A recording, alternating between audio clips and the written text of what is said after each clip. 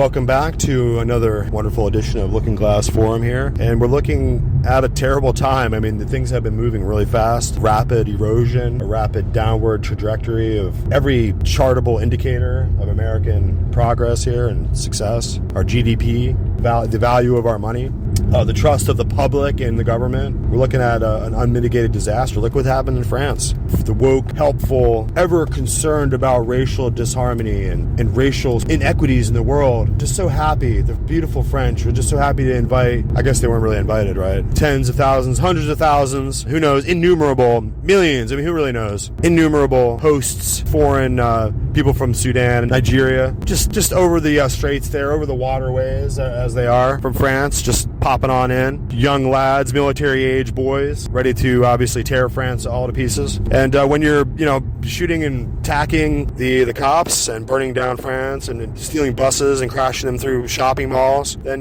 you've created an out-of-control, disorderly crime wave because of these illegal immigrants. And you're not allowed to shoot anybody, right? Because you can't have guns because they hurt people. So you can't have any home defense, right? Because you're French, you're so smart. So now the guys who have brought in all the illegal AK-47s are going to shoot up your town and shoot up your kids and your daughters, rape your daughters and kill you. And your France has fallen as Macron's at the LGBTQ plus transgender pervert groomer concert with Elton John. Disgustoid, utterly. Just, you can smell the stinky sulfur from here, right? It's just disgusting. So as we're just trying to get the lay of the land here, I mean, they are obviously moving forward with the Hillary Clinton agenda, the original agenda of destroying America, the Obama-ite, I'm going to be in the background and have a puppet president, do what I say, like a puppet, right? Isn't that what all the things that these people say? Or Biden sitting up at the table with the delegates all looking bored, and he just comes out with, I went and sold all the state secrets, right in public, right on camera. I mean, we're at such a place of degradation, and we're now in the swan song of zero gravity, free falling to the cliffs below, that it seems like a moment of tranquility and peaceful bliss in this moment of just sheer drop, right? Just free falling, somersaulting in the air. And that's where we're at, guys. I mean, we used to post this little meme with a bottomless hole, like a whirlpool going down the drain, just of all money, all $100 bills, like going down the drain, and we'd have a little X on it, and we'd say, you are here, But no, you're down the drain now. You were above the drain, swirling around the toilet bowl, but now economically you're down in the drain, going down the pipes. So there's really no recovery from this. The debt is unsustainable. And the people here in America have been technetronically locked into the debt through the entire government federal apparatus, so that you not only just had some senators go up there and borrow some money and print it out, and trillions of dollars of debt that the nation owns, right? We own that debt. We got to pay that debt back to our creditors, the people who we owe money to, right? So the entire process of making sure that we could borrow that money with the American people and our social security numbers and our children were used as collateral. That's why they say that the future generations are going to have to pay back these debts. And it's immoral. It's immoral to accumulate massive, unmanageable debt obligations in this generation that children who have not even been born yet will somehow have to shoulder these massive debt obligations that their great-grandparents incurred. That's generational slavery. And that they're enslaving you through your social security number and your birth certificate, because you're a certification of live birth, right? They certified that into a financial instrument. That's what your birth certificate is.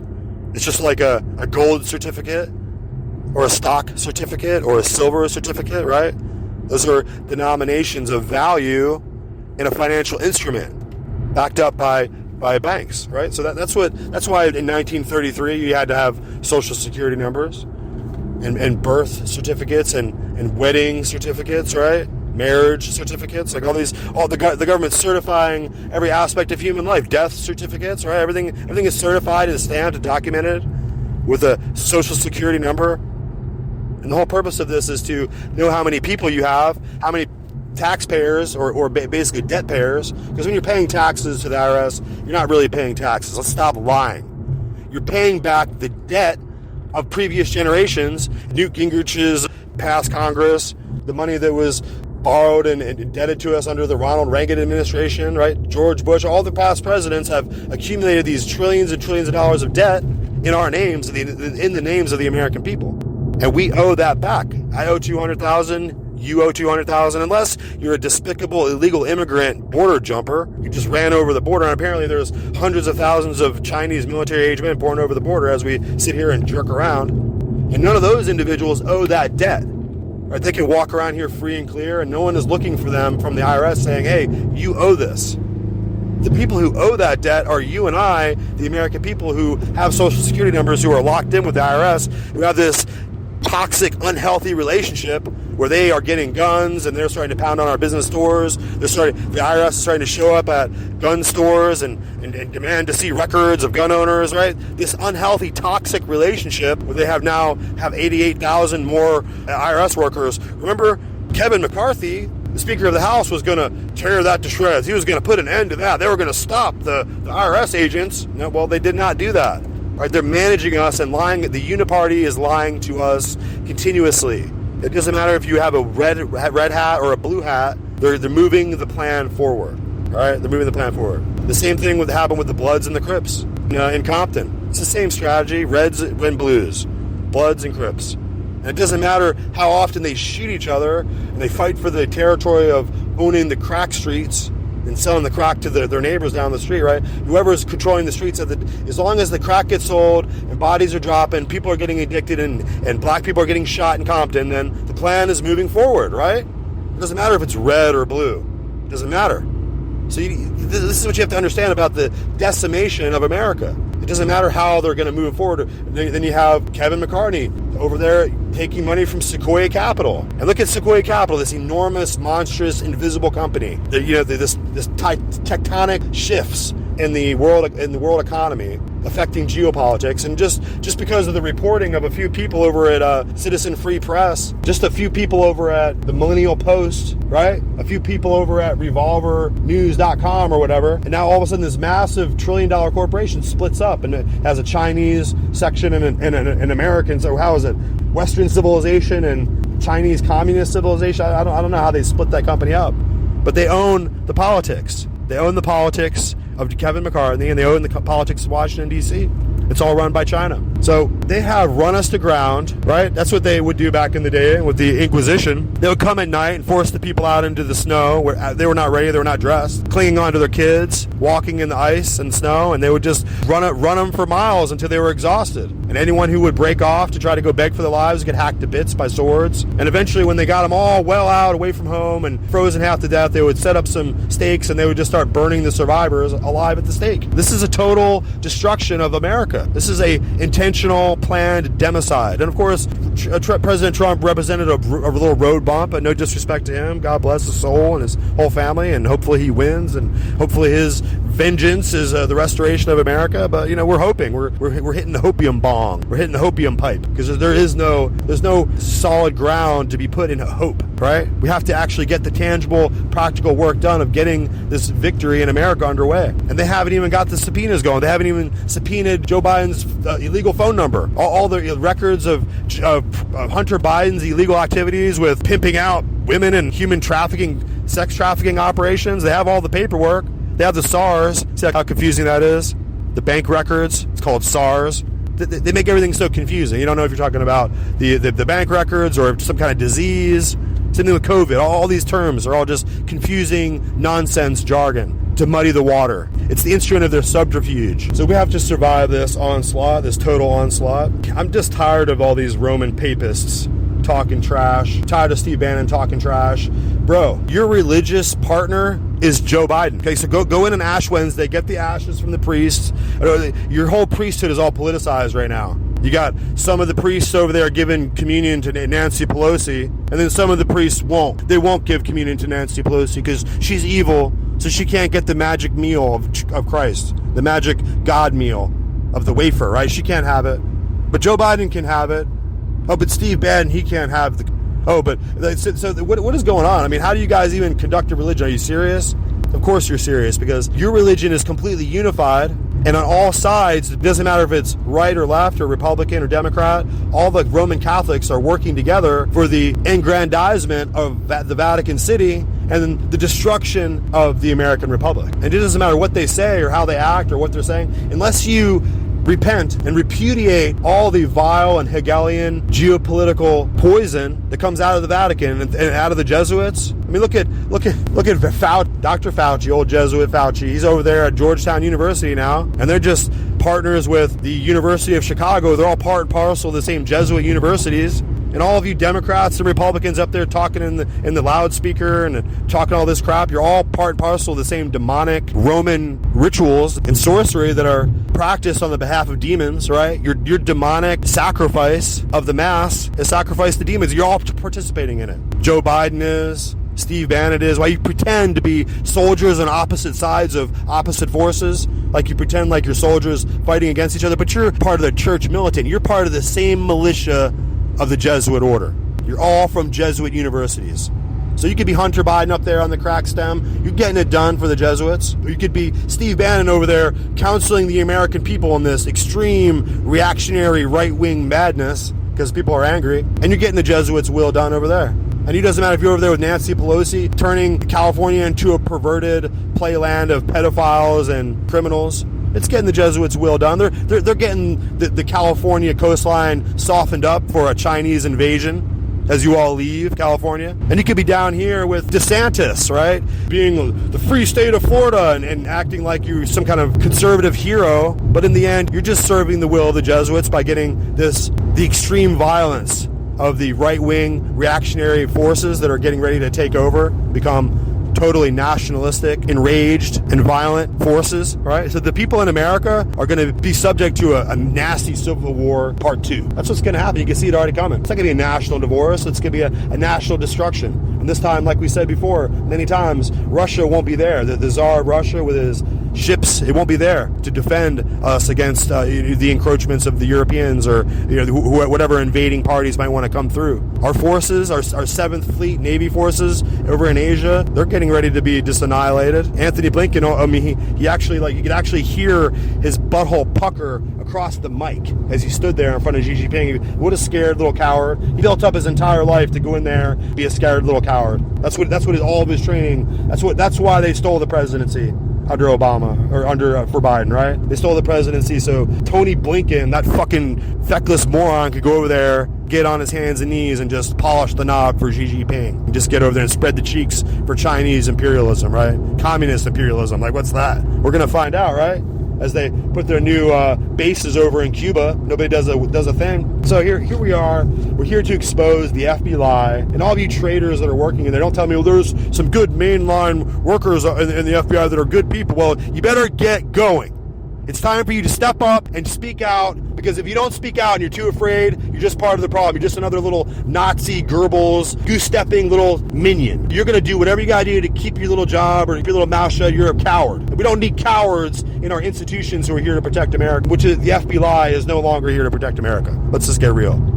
So it's left to us. We're the American people. We've been indebted to these banks. We've been put under the Federal Reserve in 1913 to arrive at this period where we would be the ancestors of those people in the future. The future Americans would be utterly helpless, powerless, and despondent because of the overwhelming avalanche of debt that was created by having a central bank and borrowing federal debt, national debt for our entire country, borrowing that money from Europe, from banks of London, Bank of England, and cities of London, and all this kind of crap. So we've been working hard this entire time to expose this to you and to show you what's going on, how endangered you are in your country. And you can take part in the crime wave, or you can try to get a gun to defend your home, but you'll be a criminal either way. They're going to criminalize the entire American people. They're all belligerents. And when they go into this military government, to this total martial law, which I'm sure the Republicans under Trump or DeSantis or some right-wing extremist is going to come out because of all the complaints, all the problems, all the BLM, Antifa, crime wave and the attacks. And look at Philadelphia. It's like the murder capital of America right now. Look at Chicago. You can't let one day go past without 30 people getting shot. It's like an active war zone where all these young men are getting up every day with dark skin, melanin content in their skin. They're loading up their little silly pistols and running around the street shooting each other to death, or the cops, or whoever they can find to be victimized by them, right? So when you breed this kind of contempt and hatred and social virus in your country, it's not just going to go away. It's not a matter of law enforcement anymore. It's a matter of just eradication. It's time to send out the National Guard and to lay these people out. It's time to go in and clean these just how we did in Iraq. It's time to go into Chicago and just clean out these little nests of terrorism. Same thing in Mexico. Okay, if we're not willing to go down there and just clean out these cartels and wipe them off the face of the earth and do ISIS to them, we need to ISIS the cartels, okay? Because that's really why there's so much violence in Chicago and so much violence in Philadelphia, because those drug networks are filtering up into the streets, and there's morons up there. They have no sense about how to take care of their future or their kids or their family, and they're just going to continue to sell drugs to one another so they can earn some sissy-ass little money. I mean, 90% of the profit was already earned on the cocaine by the time it got to the cities, right? 90% of the profit. All the rest of the profit that you're going to make by making little crack rocks is like 2%. It's nothing. There's no value left in it. It's just like a $2 bag of shitty leaf juice. And once it gets hustled up here, all of a sudden it's $100,000. Okay, so when it went from a $2 bag of leaf juice to a $100,000 bag of illegal narcotics in Chicago, all the value of it was already earned. So when these idiots on the street, these gang member morons, go around selling the drugs to each other and prostituting each other for the drugs, all the value is gone. They're just morons. It's not even like you can even say, well, I'm doing all this because I have to, because I have no opportunities and I have to sell this crack on the street so I can make money. No, you don't. You could go to McDonald's and earn more just by working at McDonald's than you will by selling a crack rock, because all you're going to make is $1. There is no more value left in the drug. It's already been overpriced, and the price has already been multiplied 1,000 times. Street-level criminal networks and gangs are really working with the cartels and with China. They're pumping, that is their unrestricted warfare tactic, is to pump our streets full of deadly drugs that destroy America. So we're going to go into some more interesting articles here. We got audio clips, we got people discussing fascinating things, and we're going to get into it right now.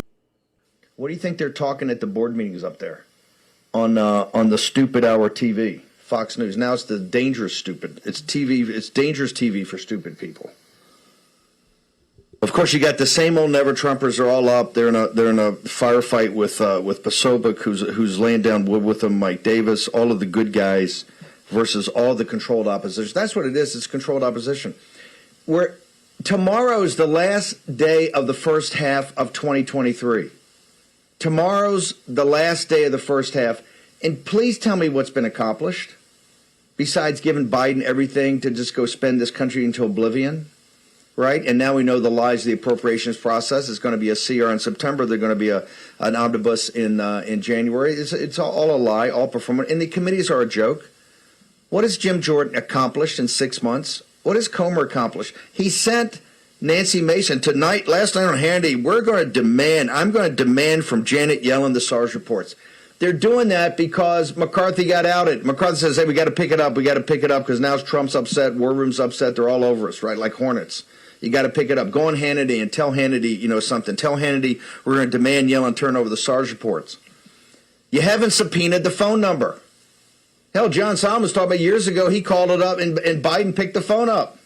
Taking an order from the CCP. Let me write that down, boss. I got that, boss. Let me write that down.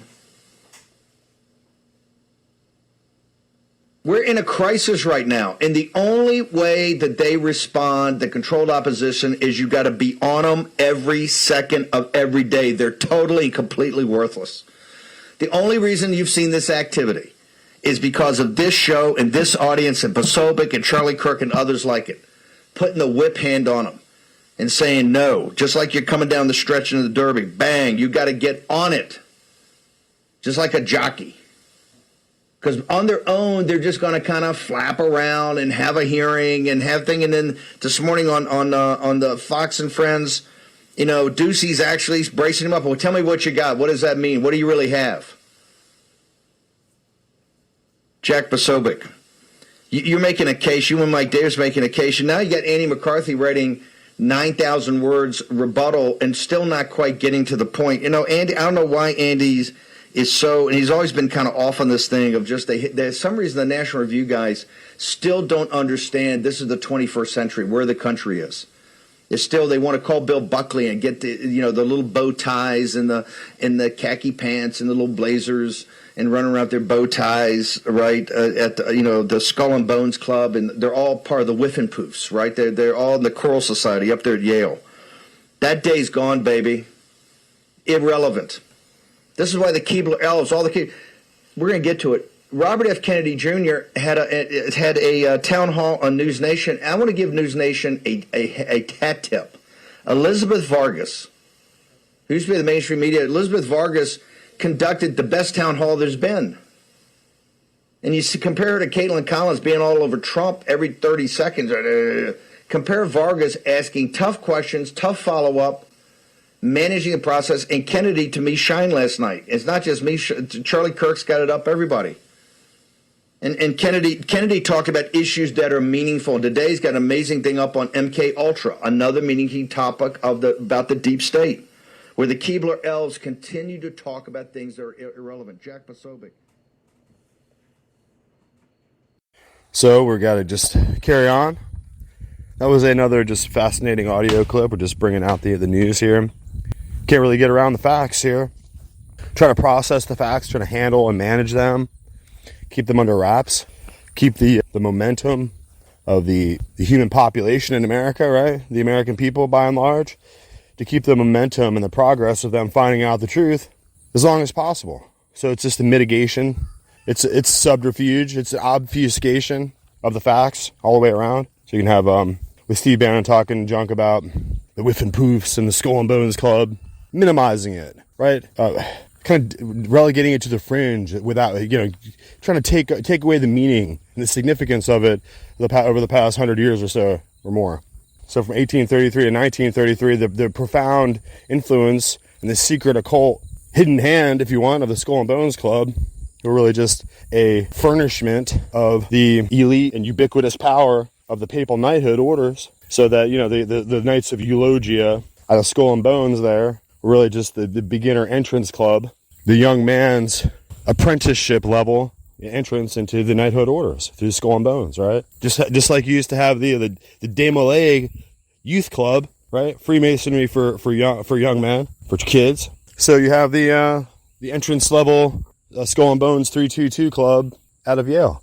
And we can't sit there and minimize it like old Steve Bannon there and fail to mention how intricately the Jesuits had set up that Hegelian dialectic, right, out of Yale, and set up this papal knighthood club, a boys club, for the purpose of setting up high-powered elites. The John Piermont Morgans and the Rockefellers of the future were going to be set up and established through the Skull and Bones Club for the purpose of effectuating the Counter-Reformation, the catastrophic takedown of the United States of America, which was ultimately a democratic republic, a constitutional republic, a democracy, something that the ultramontane knights of the Pope over there and the Vatican itself is something they cannot stand. They cannot stand democracy. They are a system of absolute obedience at the direction of the vicar of Christ, or the vice regent of heaven, who's supposed to be the man they elect through democracy, the Pope. And once they install the Pope, everyone's he's the vicar of the world, the governor of the earth. Unlimited powers, right? He's really, under law, he's a civil monarch with sovereign immunity under law. That was reestablished again under the Lateran Treaty, right? Going back to 1933. Or 1929, which is the precursor to what would happen in 1933 ultimately here in America. So we cannot minimize the importance of Skull and Bones men like John Kerry flying around the world. I mean, really actively, like a lot of energy, right? Flying all around the world, going and going and going. Just to tell everyone else they can't fly. Just to tell everyone else they can't use their motors. Just to tell everyone else that we're gonna make petroleum products, just something else that that are hard to get. Something else, some other expensive product on the shelf. That if you wanted to buy it by the gallon, it'd be several $100s a gallon, right? You can't just buy oil out of the ground or petroleum products or gasoline for $3 a gallon, right? For your cars and drive all around with those motors, right? They're gonna tell us no, you can't do that. So it's a return to serfdom. We're well down the road to serfdom, right?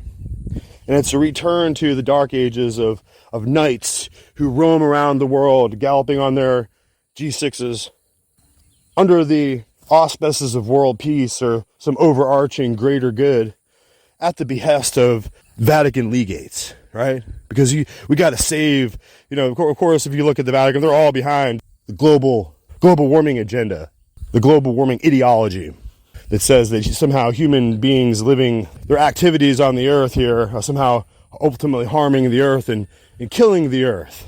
And so you can see all that coming together with Greta Thunberg, that weirdo. She should be at home defending her country, which is being taken over by psychopaths from Nigeria and Sudan who are running around. Apparently none of them are allowed to have guns, but these guys, they get in the country and into Europe and they have AK-47s all of a sudden, right? So let this be a lesson to what is going on over there is going to go on over here. They had those people invited, the illegal immigrants from all over the place. Kazakhstan, everywhere in the world. Pakistani refugees, military age men, fighting age, military age, no families, all pouring in the country.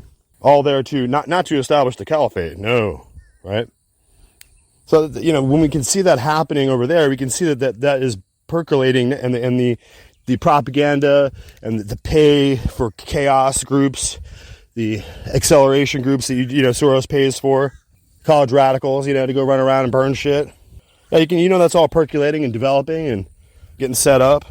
All the hotel rooms are being booked or whatever. All the meth is being cooked up so they can go smoke meth and wig out and tear America down and go sleep in public parks in their own feces for 3 days or whatever the Antifa does. But what is not being prepared is the American people, you and I, to go ahead and have a plan, a proactive plan to approach these issues in an effective way. So, as we go forward here, it's a difficult time. It's a difficult time because you have this right-wing reactionary hysteria. And of course, there's grievances. There's plenty of reasons to be angry and upset. You got all over, if you look, this Pride, Sodom and Gomorrah Pride Day or whatever is going on there, where the people are riding around. It's happening in Canada and LA and just everywhere. Everywhere they're going to do this nudity where you're going to have the kids standing there gawking at the naked perverts parading around with their rainbows and stuff. And upon all the other crimes these ludicrous perverts perpetrate, stealing the rainbow for their emblem of disgust is awful. Because a rainbow is a beautiful, colorful light spectrum of amazing creative expression, the work of God's own hands. And these sodomites, they should be waving around a flag with a dirty, ugly diarrhea turd on it, which is, nasty, right? You can almost smell it. It's like a sliding stain of shit, a big old hunk of poop. That's what these sodomites should have as their flag, not a colorful display of enriching, enlightening, illuminating color spectrum. Right? That doesn't belong to them, and it doesn't correctly describe their ludicrous and debauched behavior and their reprobate. You can't say sexual performances because in order to have sex, you have to have a male and a female counterpart. So you have the XX chromosomes and you have the XY chromosomes. And when that comes together, the potentiality of that reproductive capacity there in a cellular level and a biological mechanisms and machinery that allow the cells to divide and the DNA to merge and bring forth out of the mystery of the universe, something we cannot possibly comprehend, the birth of a new child into the world with nervous, fainting father and laboring, distressed, and doting mother clutching onto their precious baby, right? That's life. That's how human civilization was developed. But when you replace those parts out and you have a couple of dudes, smelly dudes dressed up as ladies, all like trying to grab at the kids, and you can't have healthy, normal relationships. Having a healthy, normal relationship in the human species is a challenge. It requires the man to go to a whole new level to be the individual that the woman needs, and in the future the children need. It requires the woman to go to a whole new level in her life of excellence and soul-developing perfection and the ideals that lift up the human race and the human species. One people, lots of different colors and varieties, one race, right? One bloodline. That's what's so confusing about all this that people are putting us through with this ideological madness, is that we're being separated against each other and against our own mutual good for various reasons. In France, a bunch of psychopaths who are not French, who are from North Africa, are really making it very hard for people like Black Lives Matter to actually make a point, right?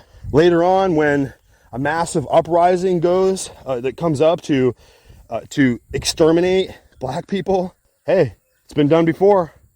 It's done in Europe where they just decided to pull out some white people that were Jews and decided to exterminate them. So if some kind of psychopath gets out there and decides to exterminate black people, I mean, it's a horrible thing to think, because we're supposed to be so compassionate here and understanding.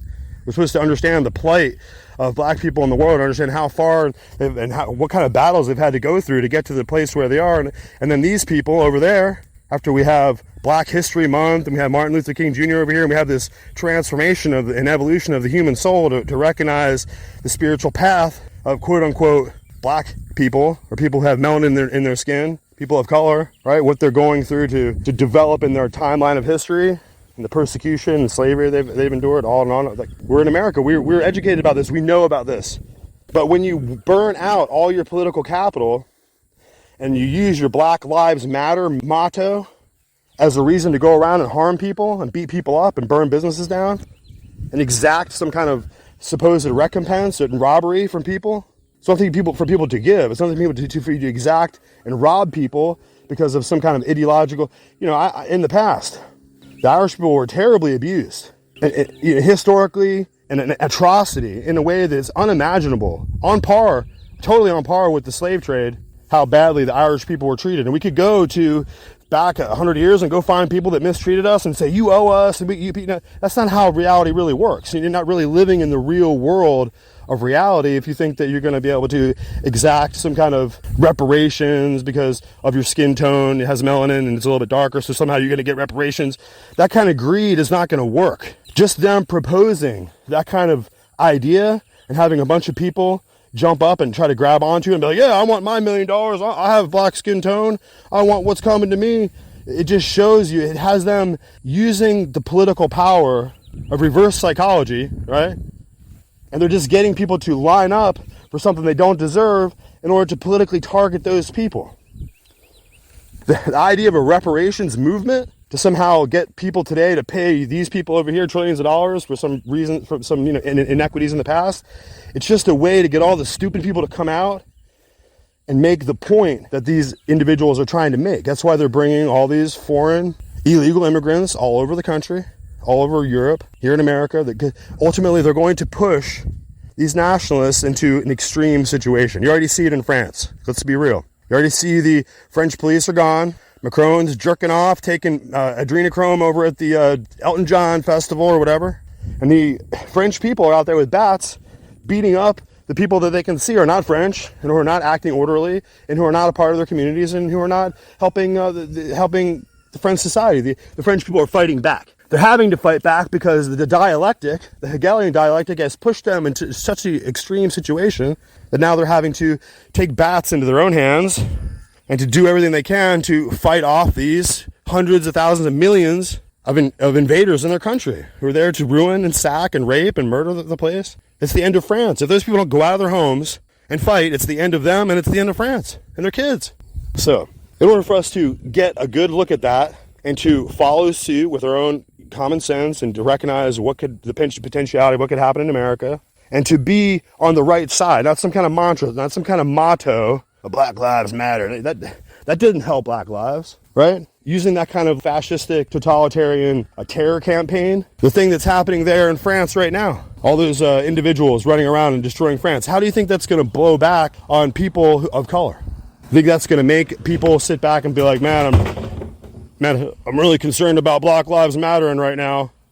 No, when you look outside and they're stealing a bus and running people over and setting it on fire and raping people, of course you can't understand. You can't make people who have skin tone and melanin and dark complexion from wherever they may be in the world. They're not responsible for all the psychopaths, a relatively small number, who are acting out in France. But that's not how this game is played. We're not applying logic. We're not applying reason or real accountability or real understanding. This is just geopolitical propaganda wars, where we use one side of a dialectic to antagonize another. We bring in the caliphate to antagonize the French people. I mean, this is historic. You gotta remember the Battle of Tours. I'm going back to like 752, man. 752. Charles Martel. I mean, it's like Game of Thrones, right? And what they've just sprung there in France wasn't just, it was Macron, a Jesuit, right? Macron's a Jesuit, guys. went to a Jesuit school. He married his Jesuit professor when he was 20 and she was like 40. Whatever. Ew. You know, they're all just so depraved. They're all like, they stand there and we all put our hands over our hearts and salute the flag or do the French anthem or whatever people do when their prime minister comes in the room, and they show respect to an empty, betraying, traitorous puppet freak who doesn't deserve any respect. You know, when the French people had it in their power to grab the man right in front of their face and deal with him, they stood there and saluted and praised the man.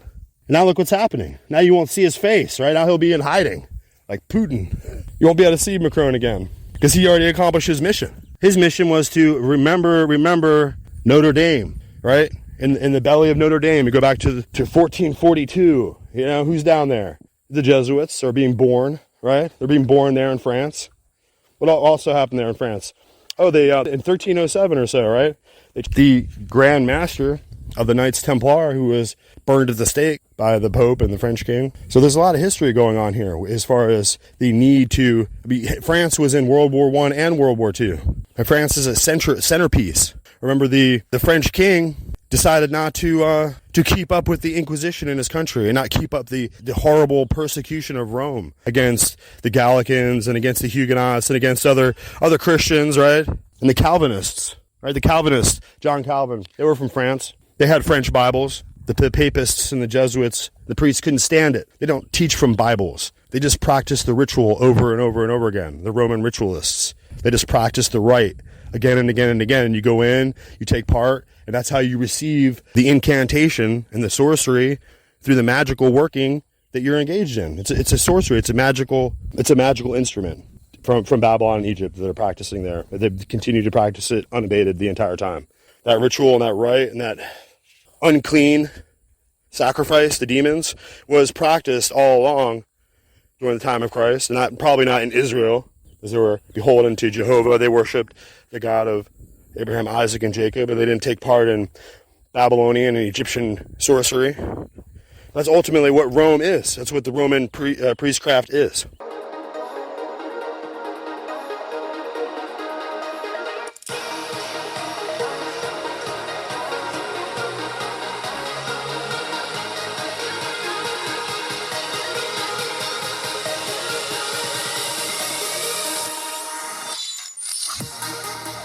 That's right. It's now time for a word from our awesome sponsor, Wendy's Boutique Limited. Wendy'sLimited.com. And Wendy'sLimited.com is offering the hottest new designer trends and brand name couture fashion styles. So you have to hear about Wendy's Boutique. Wendy'sLimited.com. Wendy'sLimited.com now has designer women's apparel and fine jewelry, sexy boutique fashions, very best prices online. And you know that at Wendy'sLimited.com, they know what a woman is, what a woman really is, right? So if you're a beautiful woman, or if you know a beautiful woman, and if you don't, stop listening to this show, okay? Right now, just stop. But if you happen to know a beautiful woman, and you are a beautiful woman, you have to know about Wendy'sLimited.com. So these are the sexiest boutique fashions anywhere, very best prices online, beautiful luxury products, guaranteed authentic, guaranteed, no Chinese knockoffs ever. So this is the real deal. This is the real, the legit, best prices, hottest couture gear, fragrances. We had Tom Ford shades, great deal on the Tom Ford shades. Everybody loves Tom Ford shades. So you can expect to find Gucci apparel, Hermes shoes, Prada jewelry, all at Wendy'sLimited.com. And you got to remember, Wendy'sLimited.com is really now famous for canceling Balenciaga when it mattered, right?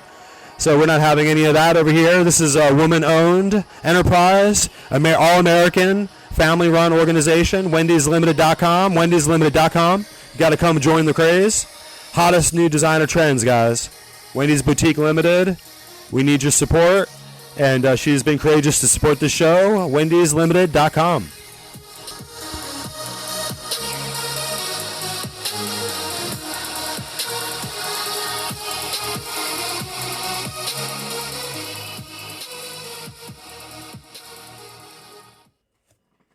And you got to recognize that priestcraft had been putting to death and burning at the stake and murdering Christians and Protestants and Baptists and gypsies and Jews and anybody they can find that they didn't like, that went against their kind of dark ages, convoluted sense of supposed religio-cultic dominion. So they weren't just happy preaching the gospel. They had to run through your town, take it over with spears, and set up a Roman outpost in the name of their church. It was imperialism. The same old imperialism that had taken place under the emperors was taken up under the popes, who were just the new god kings, the new order of hierophants, right? And they kept on practicing the same practices that they carried on before, in the name of the moon and the sun and the little solar wafer and blah, blah, blah, blah, blah, blah. And then of course they had the T, the cross, so that kind of symbolism was already institutionalized long before Christ came along. The Romans did everything religiously. It was all on their spears, it was all on their shields, it was all on their armors, it was all on their execution instruments. The crucifixion. They didn't just create that cross and establish the cross that day for Jesus, that they were using that symbol and that cross and that mechanism of death for quite a long time. They just drug him to it. And when you associated Jesus Christ with that Roman execution instrument on that cross, that's when it became a significant thing. Until then, it was just a noose. It was just the guillotine. It was just the execution, put him to death on the electric chair, right? That's all the cross was until Christ. So let's not get it confused. Let's not make it into an idol, a symbol. That's what Rome always does. It makes symbols, and we see it, and we get down on our knees and worship the symbol, or that we worship the statue of somebody that we say that is. But behind that statue is another individual. And your worship is not going to God. It's not recognized by God. You need to go to read your Bible to learn how to worship God in spirit and truth, so that he will be at the other end of your prayers, rather than just practicing vain, repetitious prayers over and over and over again. Have no meaning. As if you're going to annoy God with your constant beggary, and he'll finally listen. But he won't listen. He won't listen to anything he doesn't have to listen to. He said he's not going to be approached in this vanity of Baal worship and Baal mass. He's not going to. And if you approach him in those cult holidays of Baal worship and Isis worship and Ashtaroth, and you're going to participate in those unclean feast days and try to cry out to God, he's not listening. Right? So you can celebrate the birth of Christ. He's not celebrating. The birth of Christ is secret. It's not up for you to mess with. That information was not made available to you. So as we move on here and we try to approach the truth, and we kind of come out of the malaise and the American ignorance, it's time for you to give up your smartphone that's making you so ignorant. It's time for you to put away all this pornographic imagery that you're going to constantly put in front of your eyeballs, messing up your mind and messing up equilibrium and the biorhythms of your soul, getting all screwed up from that. Put it away. You're not going to be able to go stand before the Lord and pray for the salvation of your country and the defense of your nation if you're over there. It's not like it used to be when it was just some pinup girls, maybe some Playboy where you looked at me, maybe you get to see a little bit of the woman's pubic hair. Oh, wish that those days of innocence were back. Now, nowadays, you have, it's indescribably horrible. And for us all to be carrying on the news cycle and carrying on with Biden and Hunter and all, and to just pretend like none of us are being affected, like it isn't a huge bias skewing the perspective of our entire psychology and our souls, because pornography is a complete disgrace. There's no way we should be permitting that. There should be no way that we should let anyone under the age of 18 even have a smartphone. To be inundated with all this propaganda and ideology and poison. And straight up, we couldn't even call it propaganda anymore. That's just straight vile, putrefied Sodom and Gomorrah imagery. So if you take part in that, I'm with you. I gotta tell myself, I gotta tell everyone, I gotta remind my own flesh, crucify daily. It's not easy, because it's harder and harder and harder to have a relationship with a woman, and the supposed universe of naked sex nymphs online are just more and more numerous all the time. You have women selling themselves on there safely through the internet on fansonly.com or whatever that is, whatever's happening there. Used to be that they had to outlaw Backpage because there was so much child abuse and prostitution and drug trafficking going on there on Craigslist, right? Or whatever that was. So we as a people are doing it to ourselves, or degenerating our own selves. And we have to be separated from those people. We're not going to be a part of that debauchery. And we're not going to be part of that riding around on bicycles with our boners out in front of kids. If we're not going to be a part of that, we need to separate ourselves from it. Physically, geographically, from the county, leave. Okay, just like Lot had to leave Sodom and Gomorrah, you got to leave out. You can't just stay up in there where it's happening and expect that everything is going to go your way. It doesn't go back. It's a process of utter, unreconcilable corruption. So it doesn't go back. If you look at an example in the Bible with Nineveh, where Job went, he went over, talked to Nineveh, and they changed their ways. Things changed, and God didn't destroy that nation. But he deals with nations. He deals with Babylon. He deals with Israel. He deals with Rome. He's dealing with whole nations, not just individuals. We need to pray as a people for the repentance of our whole nation, the renewal of what happened. How did you think that the Emancipation Proclamation came about and the freeing of the slaves? It was through the Great Awakening, the extending of the revival and the Protestant Reformation and the revival of the Scriptures, and the gospel. William Wilberforce, right? The gospel, Protestantism, reading the Bible. It gives you a sense of urgent, desperate concern for your brother in chains over there. And then a lot of those people came to America, they got their Bibles, and they got free. Because when you get your Bible and you believe it, and then you're under repentance, when you're under severe slavery and severe oppression like that, you're in repentance. Oh yeah. When you have people whipping you, working you in the fields every day, you're in repentance. You got your Bible out at night by candlelight, and you're reading, you're hoping to God that God is there hearing you. And God is the God of Moses, and the God of freedom, and the God of Passover, and the God of liberation. He set his people free. He set all his slavery free. He's going to set it free. That's what we got to deal with here. We got to set the nation free under this bondage of this horrifying and depraved. It's depravity. It's reprobate. There's not enough words we can use to describe how disgustingly heinous this is, what we're dealing with in this country. And it's being set up. It's not a natural occurring event. It's something that's being funded and pushed forward, like BLM. Where's that at? That's gone. They don't care about that now. And all the black people in America just have to suffer with the ignominy and the infamy of now having to be associated. A lot of people not wanting to be associated with the racial black Ku Klux Klan movement of the BLM, right? That didn't help anyone. That was reverse psychology. That was ideology just being pushed out in a Marxist way in order to hurt the community and cause the community to be more divided than ever. That wasn't what Martin Luther King would have. Right, Martin Luther, Protestant, Martin Luther King. I don't care if his name was Michael. The point is, that's how it went down in history. That's how God wanted it. And Martin Luther, Michael King, however you want to look at it, that man was a Protestant preacher. He understood what was going on. He understood the history of his own church, the Baptists. He understood how the Baptists came up out of the slave trade. Old gospel soul music from going back 100 years, 200 years. That's where God moved on the heart of his people, and whether they were both black and white, change this nation. That's what we need now. We need that radical, unexpected revolution in the people to come out, to join together and say, we're not going to be taken in by all this Antifa instigation. That's what it is. It's antagonism. It's an instigating. We're not going to be taken in by the instigation. Not in an economic way, not in a cultural way as far as our skin tones, whether we have light skin or dark skin. That's irrelevant. What matters is the gospel of the Lord and taking back this country by the energy that it was always built on, which is the revival movement of the Great Awakening and the extending of that gospel message, which was really the initial inspiration was the Protestant Reformation. It started by Martin Luther in 1517 in Germany. So we've got a lot of stories of Biden family corruption, but it doesn't end there. The IRS corruption, hang on, there's more. The Department of Justice corruption, and wait, the FBI, corruption at the FBI. It's amazing. And we got these whistleblowers on Capitol Hill, and there was a Republican congressman and his cohort on Capitol Hill yesterday held a press conference, a very important press conference. If you're looking for it in the New York Times, it's not on the front page.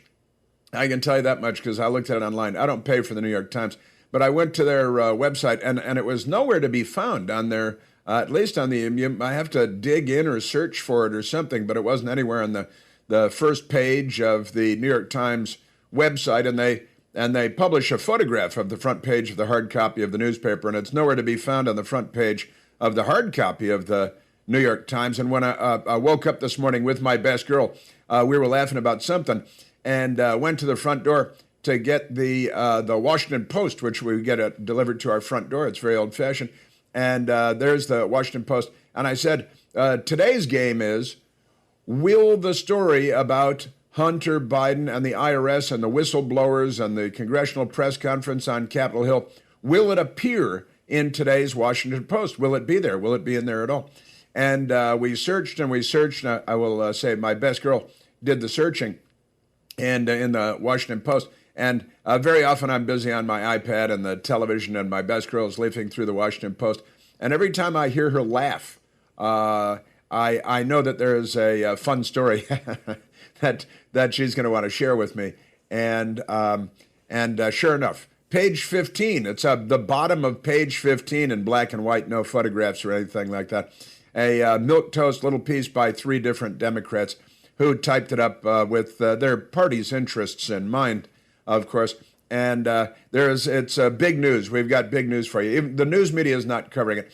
And on MSDNC and beyond, and NBC, they had Lester Holt, who was, Republicans on Capitol Hill are saying, well, here are the documents, okay? And here's the testimony from the whistleblowers who are senior investigative agents at the Internal Revenue Service. And, of course, the media, they spin it.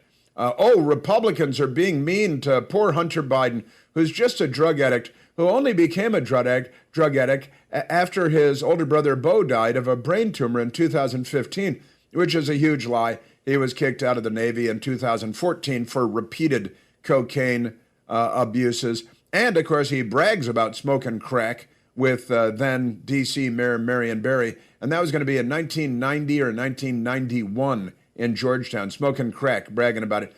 But the media will tell you, oh, no, he only became hooked on drugs after his brother Beau died because he was so traumatized that what choice did he have but to get Russian prostitutes and smoke crack? I mean, it's everybody's reaction to everything, isn't it? It's kind of an amazing world we're building here. The left has built here. So we've got updates on that. And it turns out, speaking of which, Hunter Biden also deducted prostitutes. He in his tax filings, he deducted prostitutes and a very expensive membership to what we would euphemistically refer to as a gentleman's club, where they euphemistically have exotic dancers. Not that there's anything wrong with exotic dancers, there isn't, and not that there's anything wrong with gentlemen's clubs.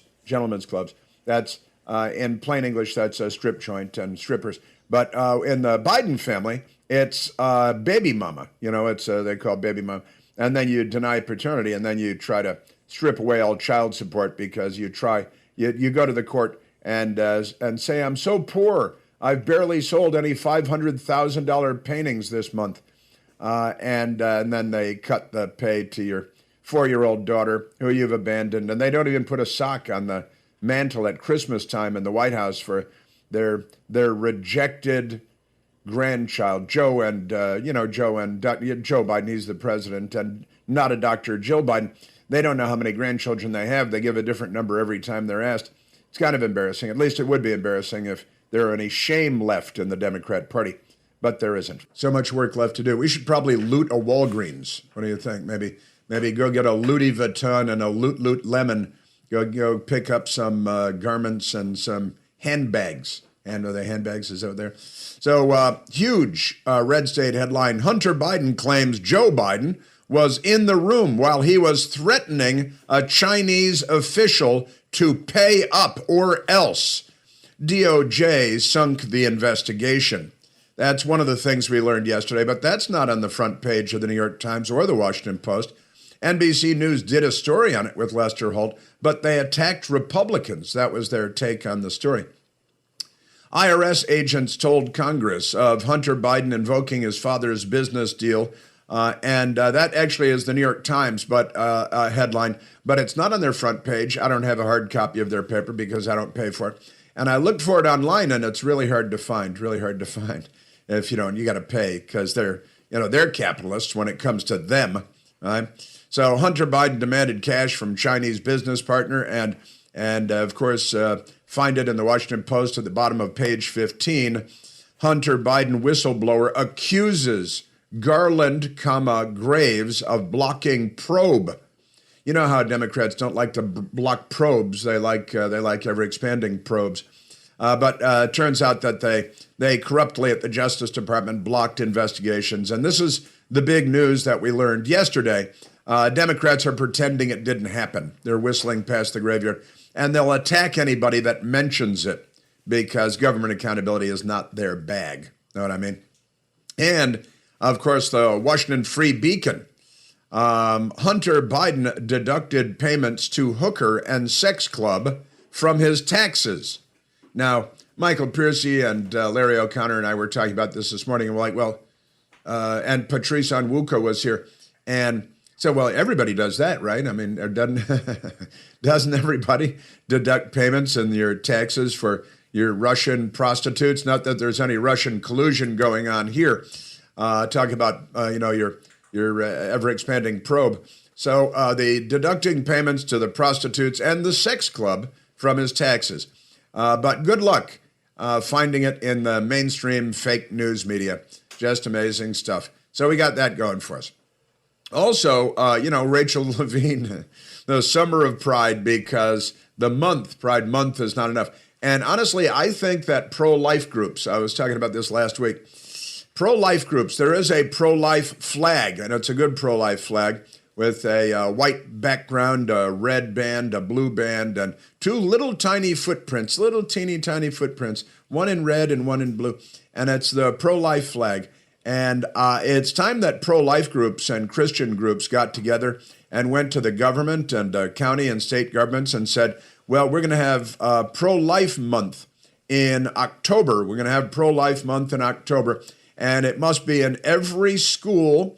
The flags must fly from every government building, and it must be a part of the curriculum taught in school to children every year. See, this is how you kill their movements. You say, well, we want equal treatment, and then they burn a police car and loot someplace, and they riot and attack the police, and a lot of people get injured, and maybe somebody gets killed, and then they say, okay, we'll relent, but really they don't want to relent, do they?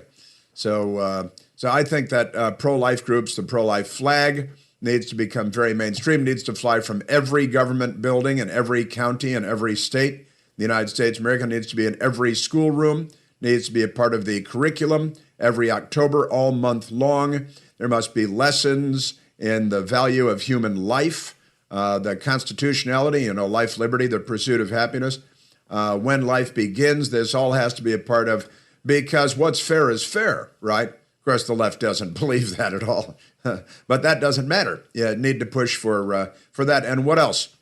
Military Pride Month. Need to have Military Pride Month, and where we spend a month in the schools teaching all the kids about all of the great and miraculous things the American military has done over the centuries now to liberate people from tyrants and from tyranny, and the importance of the United States of America, the role that we have played and continue to play in the world when we've got a pro-American person in the White House. Now, speaking of which, Barack Obama, you remember him, he did an interview, CNN, Christian Amanpour and Barack Obama, and he had some crazy stuff to say.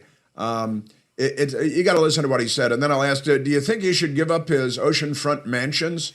Because he's like, oh, who cares about those 5 rich white people, and 2 of them were Pakistani, in a submersible going down to the Titanic? What about migrants that drowned in the Mediterranean? Those are the people I care about, because he's a racist and he's anti-American. But we've got that coming up.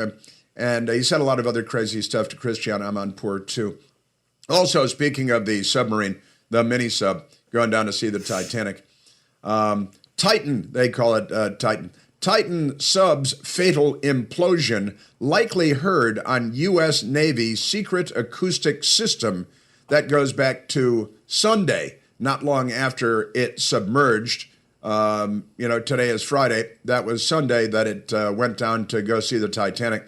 And the U.S. Navy has a setup in the, let's just say, the North Atlantic Ocean, a listening system, an acoustic listening system. That listen, you ever see Hunt for Red October or read Hunt for Red October, where we listen for the commies sneaking up on us to murder everybody, because that is their plan, that is their want.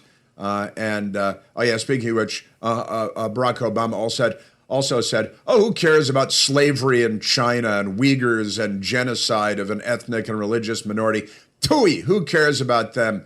What about my Nike shoes? I'm paraphrasing, but we'll get to what he said about that too, because he doesn't care about genocide in China as long as it's the Uyghurs. But it turns out that the Navy's sonar system picked up something that could, remember Jonesy and Hunt for Red October? Sounds like a lava flow, but I think it's a Soviet submarine. Well, they listened to things out there, and it turns out they heard something not long after the submarine went down. That was probably the submarine imploding. And of course, the media went to Hollywood film director James Cameron, who made the movie, the dramatic film Titanic. They went to him to ask his opinion because they're Hollywood suck-ups. They're Hollywood suck-ups. And now that we know for sure that the whole Trump-Russia collusion thing is a complete fake ginned up by corrupt government officials, starting with Hillary Clinton, shouldn't the Pulitzer Prize Board take their Pulitzer Prizes back from the fake news organizations that reported the fake story and then won journalism's grandest awards?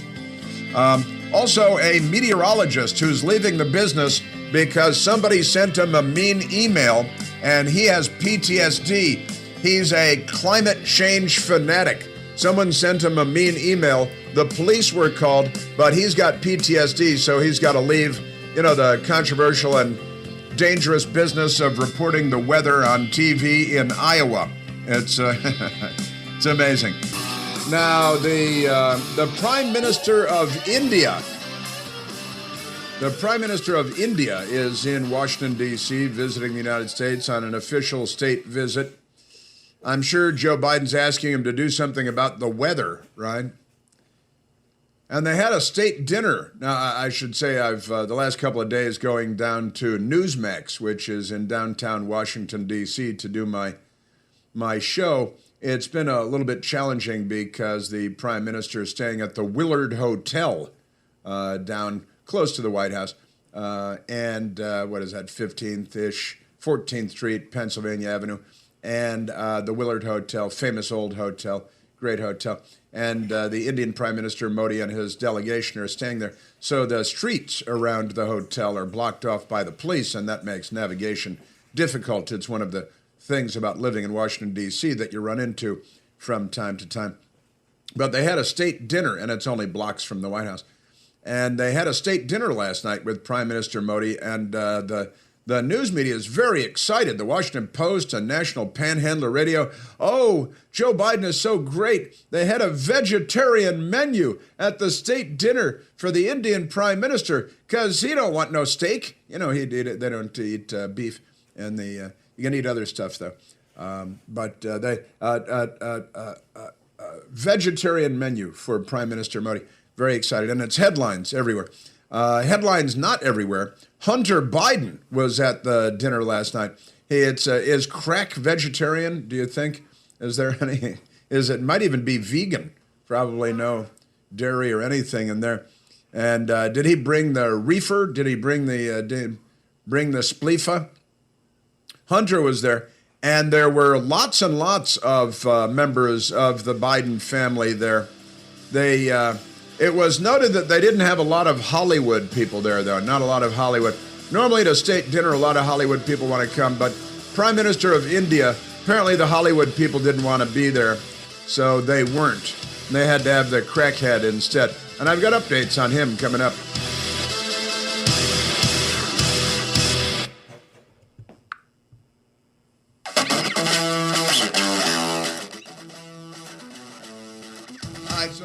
Prime Minister Modi of India, they attack him for not having an ideal human rights record.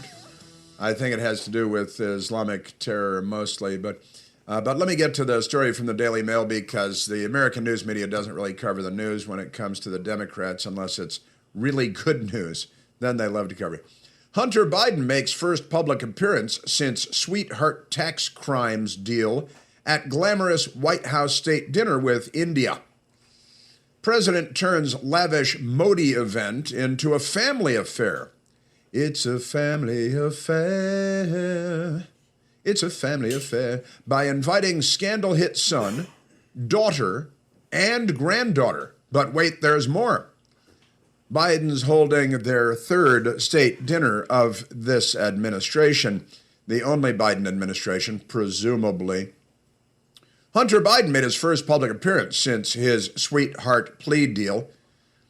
that kept him out of prison and was at Dad Joe Biden's state dinner for Indian Prime Minister Narendra Modi. President Joseph Biden and First Lady Jill Biden turned the black tie event into a family affair. Son Hunter Biden and his wife Melissa. He's got a wife Melissa. There's a son named Melissa too, but I won't sing that. And and his wife. Now, was his wife Melissa previously married to any other Biden family member? Because I know he's got a history of, but the wife Melissa is there, and Hunter Biden and wife Melissa. Joe's brother James was there. James was there. Granddaughter Naomi, and her new husband Peter Neal. They are the ones that live in the White House. There are apartments up on the top floor that, used to be servants' quarters. And, but they're nice. It's the top of the White House. And they live in the White House. The granddaughter and her new husband, they were married at the White House. And then after the wedding, they went home, but they were already home because they live in the White House.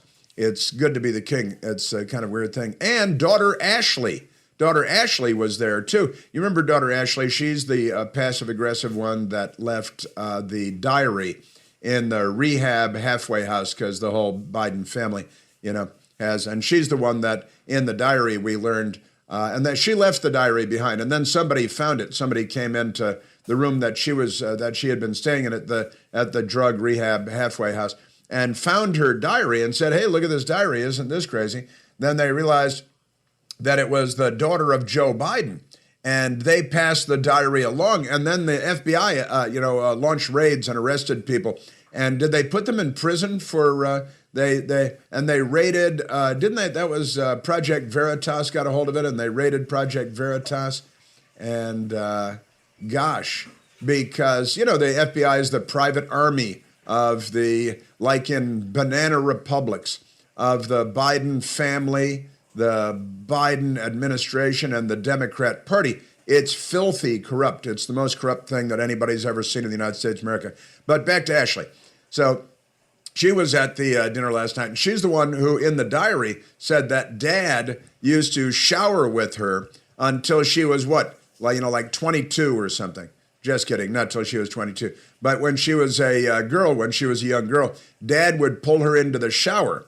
I assume he sniffed her hair and things as he's in the habit of doing. And that was revealed in the diary. And then the media, just buried the story, attacked anybody that talked about it. They don't want more information. They want to cover up the information, particularly if it's not good news, if it doesn't reflect well upon the Democrat Party. Because, I'm telling you. So that was last night. Also, there are apparently complaints about the menu by Indian people. I like Indian food, and I've been to India and traveled around India, and Indian food is great by me. And not all of it is vegetarian, but they have some of the best vegetarian food in the world. I've got to say, if you want a vegetarian diet, Indian food is good for that purpose. And they had the vegetarian diet last night, but there are apparently a lot of people pointing out, hey, there's some issues with this. But I kind of like the family thing. Naomi, who showered with Dad. Naomi is the granddaughter who's living in the White House with her new husband, Peter Neal, and Ashley, who left the diary. Isn't it absurd that Ashley leaves the diary full of all kinds of damaging personal information about Joe Biden and the Biden family, little passive-aggressive thing. Like, oh, I can't believe I forgot my diary, and weeks later didn't realize it. It's a diary. You're supposed to do something in it every day, right? And then Hunter leaves his laptop at the laptop repair place in Delaware. Passive-aggressive much?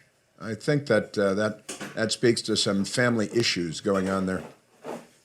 And the showering with his daughter, to the point where she said that she believes, and she told her many therapists, she believes that contributed to her becoming a sex addict and I guess a drug and alcohol addict, right? Because, the family traditions. All right, let's go to the telephones, Michael. There's a lot more about the corrupt Biden family, but it's worse than that because it's the corrupt Justice Department under Merrick Garland. Oh, yeah, by the way, speaking of Merrick Garland was at the state dinner last night as well. He's Joe Biden's personal attorney general. And interestingly enough, Speaker of the House Kevin McCarthy was at the state dinner, and Steve Scalise was at the state dinner, who was lucky to survive when a Bernie Sanders volunteer shot him in an effort to murder him several years ago now. Yeah, amazing stuff. So Merrick Garland is there. He's crooked as all get out. And Kevin McCarthy, Steve Scalise, Ashley, don't shower with me. You think she's sensitive about showering with grown men now because of her relationship with her father, Joe Biden? There you have it. So we've absolutely got to drop the hammer on these people up there, these disgusting and depraved Biden pigs. Let's not beat around the bush. I mean, these people are the most kind of low-life scumbag humans that you can really get, right? I mean, these are the lowest of the low. I mean, Joe Biden's whole family, and he's going back to how he lost his first wife and daughters and children, killed in a what Joe Biden describes as a drunken car accident. But if you go back and look at the records, there was no drunk individual involved. The person who they claimed was a drunk driver was a truck driver who apparently, after everything is said and done, after months of investigation and the true history comes out, apparently whatever was going on with this individual, he wasn't a drunk driver at all. So the whole thing is weird. I'm suspicious of the Washington, D.C. murder swamp. I don't know how all that stuff works out, but it seems like that to me, whether it was the universe or it was, murderous insider deep state, agents owning Biden. But on some level, this guy, I don't know if his wife outed him as the pervert and pedophile and child molester that he is. He obviously is such a pederast that even went at his own children. Ashley in the shower. You don't shower with your own daughter. I mean, and this isn't like swimming in the pool and doing swimming lessons or this is a grown woman, a young woman in puberty, having to submit to the pressure of having to shower with her own father. I mean, that's just so disgusting. That alone, that little periscope into the lives of these people shows you how sick and depraved they are. And I'm pretty sure that the Hunter Biden smoking crack with Marion Barry back in the day, all that kind of stuff, I'm sure that these crackheads, you have to remember that Bill Clinton was famous for bringing huge amounts of cocaine into America through Arkansas. I'm not an expert on this, but there's a book by an individual called Gary Webb called Dark Alliance, and it's a total exposure of how the Washington, D.C. insider cabal and Jesuits, right? Because, of course, Bill Clinton went to Georgetown University, and he was a Rhodes Scholar, right? So, of course, he's a high-level, highly placed, power elite papist. And, of course, he doesn't have to go in there and take part in the rituals and actually observe anything religious or actually believe in anything to do with the dogma and the doxology of Roman chants or, whatever kind of mantra or candle burning or incense waving or whatever the particular religio-cultic ritual of the moment is. Of course, Bill Clinton doesn't have to take part in any of that. He just has to go around being friends with Epstein, right? And finding a way to go around and have affairs with all the women that he can. Just be a general human pig, right? That's what we're talking about. I mean, that's why the Clintons are so messed up. Look at Hillary. She's so dogged out. They go around pretending like they have a marriage. They have a sham marriage. They're just some kind of power-reaching psychopaths on adrenochrome. You ever see Hillary come out and she does the head warble and she almost falls over and her eyes are like rolling back in the back of her head and she's like, oh, she comes out in front of all the press. Adrenochrome, guys. And all you cowardly little press whores out there who cannot string one sentence of words together that's the truth. You're just an instrument of lying filth. That's what the entire media is. And of course, little by little, the truth outs, right? Truth finds a way in, the way water finds a way in through the hole. If there's a hole in a ship, if you have the hull of a ship and there's a crack in the hole, then the water will find a way to squeeze in. There's no way for it to just pass it by, right? That's how the truth works. That's how it works here with us. We're going to spread it around and cast the light of this. And sometimes the truth is awful, but we need to know the awful truth. We need to stare right in its face. And we have to recognize that we're being pushed into a massive false dichotomy, right? It's an illusion of black and white, some kind of bipolarity of choices that is really not real. It's not really. We don't have to be co-opted by this blue and red brainwash, by this left versus right psycho paradigm. We don't have to be subsumed into that, guys. We don't have to be assimilated into this grotesque pedophilia pride day. Okay, and that's really what we're looking at over across the White House. And all the perverts can hide under this banner of gay marriage rights, right? That's what everybody says. So if you go and you attack this pedophilia in the culture, you attack these groomers and you tell them to get the hell away from the kids, and you find a couple of perverts riding their bicycles around, with their boners out in front of kids, and you beat them in the head with a pipe, then all of a sudden you're a gay hater. You're hating gays. These people are not gays. These are pedophiles. And the entire community of alternate lifestyles of grown adults who are healthy and are not degenerate peder-ass pigs who have their partners or their marriages and have their private affairs. None of our business, right? As we always say.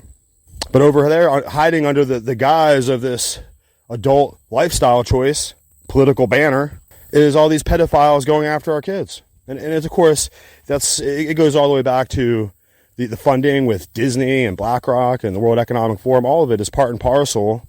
The ESG score. I mean, all of that the entire system, the entire philosophy and the ideology behind that is what is promoting this debauching of our kids. So it's the elites who debauch their own kids. Look at the Bidens. Look at all of them. They're all a bunch of pervs out there in Hollywood. Look at Harvey Weinstein.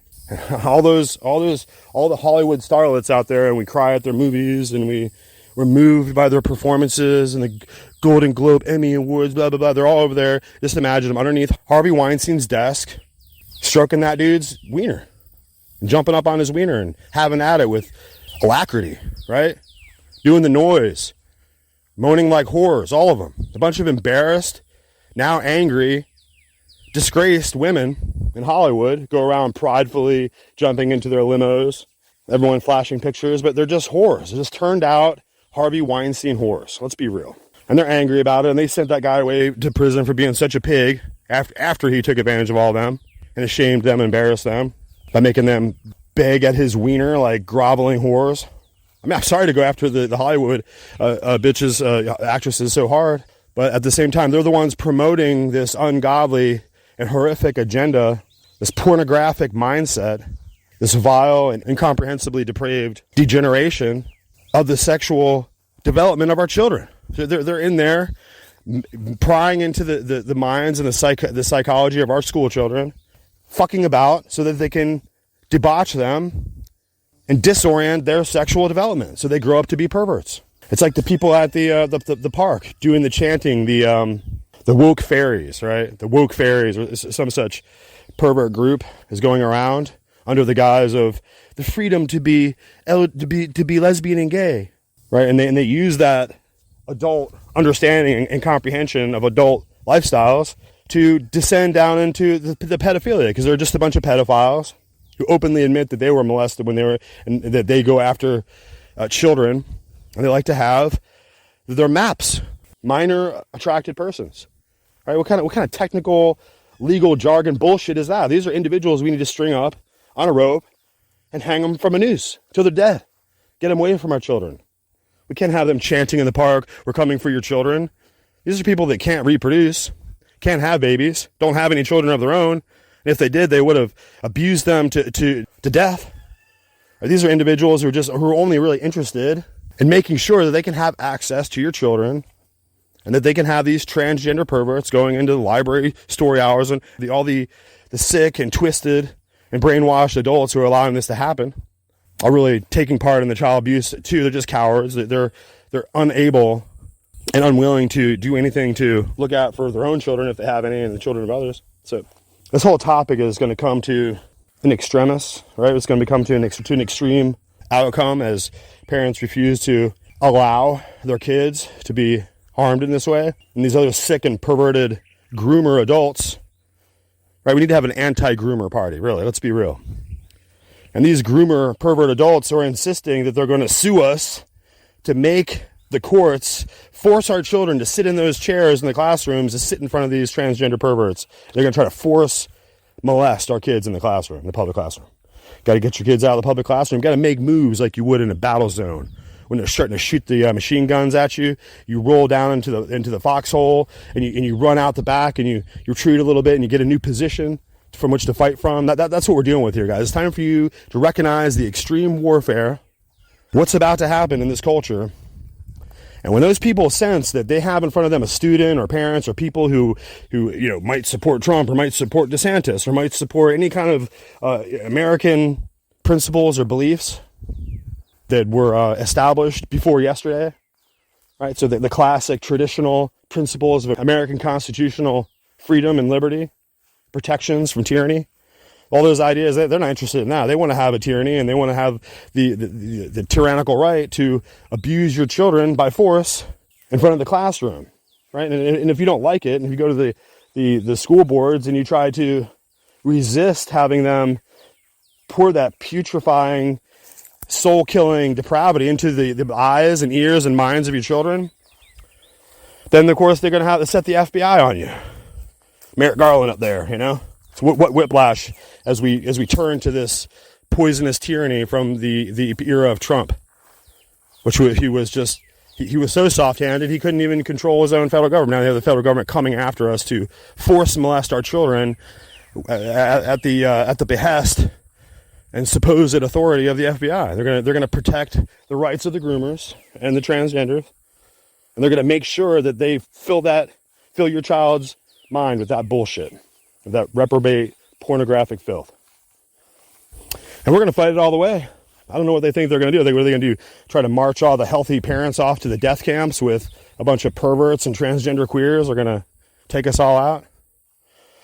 Well, I think what you're going to find out is we relish the confrontation. So go ahead, all you freaks and queers and guys are going to cut your balls off and try to surgically shape it into a vagina. I want you to go get your gun rights, go get your gun card or whatever you got to do.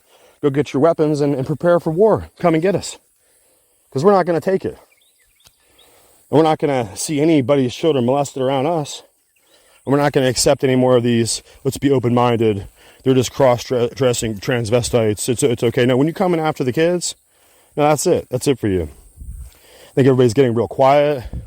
The tectonic political avalanche is taking place right under your feet. And you go ahead and keep marching out there with your queer purple hair and we're going to come after your children chants. Just keep on doing it. Because we need a record of you. We need to keep an eye on you. We need to see who's out there boldly proclaiming how they're going to attack children. And it'll take some time. It'll take a few years, 10, 15 years to get these new generations of our children who are healthy, who salute the flag and put their hand over their heart during the pledge, who recognize the Constitution as the law of the land. It'll take a few generations to get them to come of age. You already have kids in Canada and in America, different places, who are just storming out of the classrooms because they're not going to accept it. They're not going to accept this debased, degraded, degenerated, pervert filth in their presence in the classroom. They want to hold hands. They want to go to the movies and have candy and make out. They want to be healthy, regular kids. They want to grow up and be married and have kids. They're not going to be induced to this, all of us puke in our mouth together, pervert syndrome that you're trying to inculcate into the children. You're the ones who are teaching hate. You're teaching hate of heterosexual normal couples. You're teaching hate for American ideals and freedom and liberty, upon which that liberty and freedom that you're abusing to degrade the country and to attack it and to undermine the actual foundations of the country itself. So in the future, I foresee a time when these degenerate transgender pigs will no longer have the right or the expectation of any right to run around openly in front of our kids and exposing their disgusting, fat, lard-ass bodies and their ugly appendages at our kids. That will not somehow bring over a new generation of pervert, pride, pedophile kids into their camp, but it's going to create a new level of extremism in these young people who are going to be far less tolerant than we grown-ups have been to this debased and perverted ideological corruption that's taking place in our society. We need to introduce a whole new subject here, and we're going to switch gears a little bit. And here in America, where we're talking about the organized, pseudo-political, manufactured, pervert revolution that's sweeping across America, is really just one other part of the larger agenda here. It's not just some gay groups fighting for the right to be gay, right? I mean, it's not 1990 anymore. It's not just some people who are marginalized, who have to speak up so that the larger government and society can hear them. It's about trying to molest an entire generation of children through the media, through the systems of public education. Can't go into a children's library without getting perved out with instruction manuals on how to do fellatio. The kids can perform fellatio on each other or on the teachers or whatever. What is the purpose behind trying to molest these kids and sexualize them at an early age so they can be sexual objects for adults? Come on, let's be real. This is just the system of grooming brought out to an industrial scale, and it's really after Obama and Michael Obama. That's why we're having this whole transgender revolutionary catharsis in America, as if transgender rights are really a meaningful or important part of human society, let alone American society. It's not. It's negligible. It's meaningless. People like dress in each other's clothes or something. Why we're all stopping traffic and shutting down American society and freezing out the actual real electorate of 90% of America's healthy, heterosexual, heteronormative couples who have children in school. The whole process is to degenerate future generations of kids so they'll no longer reproduce. They'll be too busy trying to bugger each other. They'll be too busy trying to molest children or carry on same-sex relationships. So they'll be doing everything they can to get their rocks off, other than trying to have a family and carry on the human species or the American future taxpayer or debt payer or however you want to look at it, right? It's just, so in every single dynamic, every single demographic, and every single calculation on every level, there's a planned withering and poisoning and debauching of our entire society. So as we have to kind of look at the larger picture here, we need to recognize how BlackRock is set once again to rebuild Ukraine. As soon as all the mortar shells and the bombs are being dropped and all the people, the populace in Ukraine is being pushed into shooting guns at the Russian invaders, or however you want to look at it. Whenever the geopoliticians get done destroying everything over there, they're going to set BlackRock in there to make 15-minute cities, smart cities where you can't hide your thoughts, you can't hide your eye movements, you can't hide your biometric response, right? You're living in a giant lie detector instrument, right, that follows you around, collects your data, and basically makes sure that you're not going to step out of line, or you'll be wiped out. So that's what we're looking at here in Ukraine, is the deindustrialization of Europe and the attempted castration of Germany, the potential growth of Germany to become once again a leading nation, a leading power. And you can see what is taking place in France, of course. But we have to get into this discussion about the influence, the foreign influence, which is what the United States would be in Europe. In Europe, America is a foreign influence. And the foreign influence in Europe has been catastrophic for Europe and has retarded their growth and hamstrung all their ability to generate independence or political liberty on their own. It's bringing them into this European Union, this constricting and constantly tightening suffocation, so that the different individual European states can't have their own money. They have to all have a euro, right? They have to all have a common passport. And in this degeneracy of the sovereignty of the European people into this super state. They leaked in tens and thousands of hundreds of thousands of warlords and marauders under the so-called guise of migrants who are there to loot and pillage and rape the place and to devolve it into a universal catastrophe there. And that's the plan. That's the plan for America. That's what they're building up here in America with this whole process of stealing the election with Joe Biden and have him input once again the agenda of the deep state, which led to the fall of Afghanistan and really to the fall of Paris and in France. Now, if you look and watch, the police are running around trying to beat everyone up, but the bystanders are going to get hurt and they're going to start to join the mobs, and it's just going to get worse and worse. And you can see that they staged this out. It was over the last 15, 20 years that people have been complaining about unwanted people from Pakistan, unwanted people from so-called migrants from Iran, migrants from all over the world pouring here into Europe. And now at this last stage of the game, they finally lit the fuse and they brought in the actual invading forces. They're there to overthrow, kick in windows, steal cars, murder people, and basically burn the French society and really the European society down, because you can see it's spreading.